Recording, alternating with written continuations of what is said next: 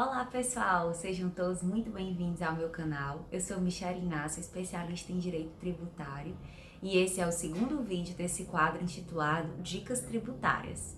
Hoje a gente vai conversar um pouco sobre como o Estado se financia.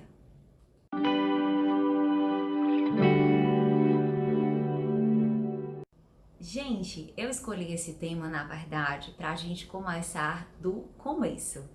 Especialmente nesse momento muito ímpar e único de pandemia que a gente vem vivenciando nos últimos meses. É muito importante que a gente entenda a importância do pagar tributos para custear momentos justamente como esse, né? Que o Estado teve que chegar, teve e tem, né? Está tendo que chegar tão fortemente, chegar junto de nós como sociedade, para custear essas despesas com saúde, né? E para fazer diversas outras políticas públicas que são muito essenciais, tá bom? Então eu vou compartilhar a minha tela aqui com vocês, porque eu preparei uma apresentação em PowerPoint para que a gente possa entender melhor o tema, tá? Então, gente, essa é a apresentação em PowerPoint que eu preparei para vocês, tá? A gente inicia com essa arte para a gente ilustrar um pouco dessas políticas públicas, né? De saúde, de educação, de transporte, de previdência, enfim, são inúmeras, tá bom? E a gente começa aqui com uma pequena introdução. Né? Como eu disse, esse momento de pandemia, ele de fato ressaltou a importância do Estado, né? E esse discurso da importância de pagar tributos, ele tem sido bem retomado. E como de fato e bem natural ele é, né? Para a gente ver essa importância e entender um pouco, né, dessas receitas, tá? Dessa estruturação dessas receitas para que viabilizem essas políticas públicas feitas pelo Estado. O direito tributário é um ramo do direito público, tá? E aqui a gente percebe claramente essa verticalização da relação jurídica entre o Estado e nós particulares, né? Aqui prima a supremacia do interesse público frente ao interesse privado, né? A gente percebe isso nitidamente no pagar tributos. Né? Aqui, os nossos representantes, que são eleitos por nós, através do Poder Legislativo, tá? Eles vão editar leis para que os tributos possam ser cobrados, né? E aqui, essa supremacia vem da seguinte forma, que, independentemente da nossa vontade de pagar tributos ou não, nós teremos que fazê-lo, tá? Então, gente, com essa pequena introdução, a gente pode até de maneira intuitiva, tá, auferir que o Estado, de fato, existe para a consecução do bem comum, né? E para que esse bem comum seja feito, seja essas políticas públicas sejam realizadas, o Estado precisa de recursos, né? E esses recursos, eles são doutrinariamente classificados, né? Inclusive, essa classificação é citada no próprio MCASP, que é o Manual de Contabilidade aplicada ao Setor Público. Quem aí estuda contabilidade pública, direito financeiro, com certeza conhece, né? Então, essas receitas públicas, elas são divididas entre receitas originárias e receitas derivadas. As receitas originárias, elas advêm do próprio patrimônio do Estado.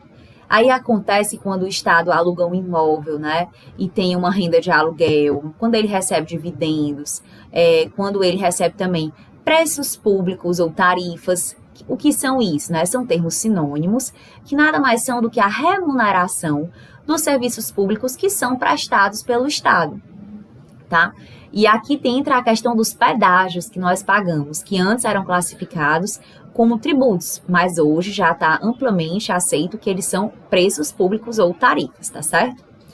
E também as receitas derivadas, e essas receitas derivadas são o nosso objeto de estudo. Elas, de fato, têm o maior peso no orçamento e elas são os famosos tributos, tá? E assim, para quem já leu a Constituição ou já pegou algumas leis do direito financeiro, como a Lei de Responsabilidade Fiscal, Lei 4.320, vai ver que as receitas tributárias, tá, estão lá classificadas com a teoria tripartite, que classificam em impostos, taxas e contribuições de melhoria.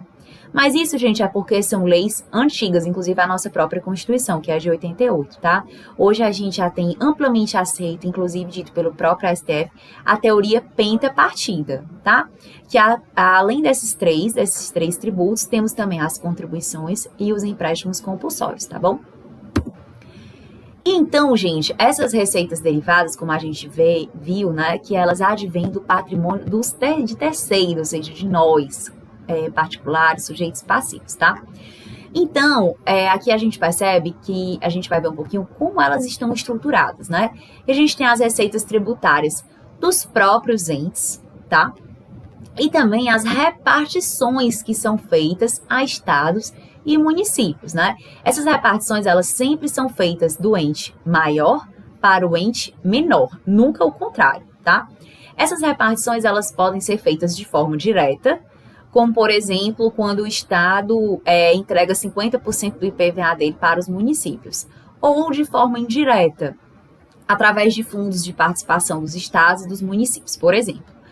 Na dica de hoje, a gente vai ficar apenas nas receitas tributárias, né? Na próxima dica, a gente vai entrar um pouquinho mais a fundo para a gente ver os detalhes dessas repartições, tá certo? Então, vamos lá, né? Na União, como é que está estruturado? A União, ela recebe, né? E ela tem as próprias receitas tributárias, tá? Que advém da competência tributária que foi dada a ela, tá? A gente tem os impostos, que são 7, na verdade, que a Constituição Federal deu a ela essa competência para instituí-los, né? O fato de estar presente na Constituição Federal, o imposto, gente, não significa que ele já foi criado automaticamente. Obviamente que o ente tem que editar uma lei para que ele seja criado, tá certo? Então, eu coloquei direitinho os artigos para que vocês possam acompanhar, tá? Desses 7 impostos previstos pela Constituição. Além desses impostos, nós temos também as contribuições sociais, contribuições de intervenção do domínio econômico e as contribuições profissionais, tá? Temos a competência residual, a competência extraordinária e também os empréstimos compulsórios. Como eu disse, tá? Para a contabilidade pública, as receitas tributárias vão abranger apenas os impostos, as taxas e as contribuições de melhoria. As contribuições, né, as demais, elas são classificadas em receitas de contribuições, tá? Fazendo aqui um pequeno link com o direito financeiro, que são receitas correntes. Ao final dessa apresentação, eu coloco os conceitos de receita corrente e receita de capital, para quem quiser aprender um pouquinho do assunto. E os empréstimos compulsórios são classificados como operações de crédito, que são receitas de capital, tá?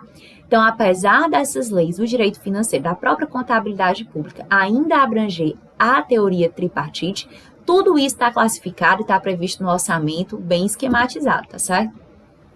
Já os estados é bem parecido. Ele tem as receitas tributárias, tá? Como a União, porém aqui entra a figura das repartições, tá certo? Os estados, para quem não sabe, a Constituição de 88 elencou 3 impostos para ele, tá certo? O ITCMD, o IPVA e o ICMS. E afora isso, ele também tem as repartições, que vêm da União para ele, tá? Então, a gente tem as repartições diretas e as repartições indiretas, através do Fundo de Participação dos Estados e do Fundo de Compensação à Desoneração das Exportações, tá bom? Que na próxima dica a gente vai ver bem direitinho o percentual desses repasses, tá certo? E, por fim, temos os municípios, tá? Que é do mesmo jeito, eles têm as receitas tributárias, tem os impostos que foram elencados pela própria Constituição, como o IPTU, o ITBI e o ISS. Tem as repartições diretas, que são feitas pela União para ele e do Estado para ele. E também tem os fundos de participação dos municípios, tá bom? Então, gente, é como eu disse, essas repartições, elas sempre são feitas de um ente maior para um ente menor, nunca o contrário, né? E por que isso acontece? Porque, gente, quando a gente conhece um pouquinho a Constituição, lê um pouquinho o texto dela, a gente vê que, de fato, há uma maior concentração de impostos para a União.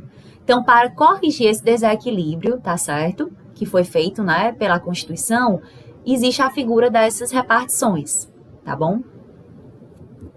E aqui, gente, no último slide, eu coloquei as definições de receitas correntes e receitas de capital, como eu havia dito, para quem quiser se aprofundar um pouquinho no tema, tá certo? Então, gente, por hoje é só. Espero que vocês tenham gostado do tema, tá? Qualquer dúvida eu estou à disposição.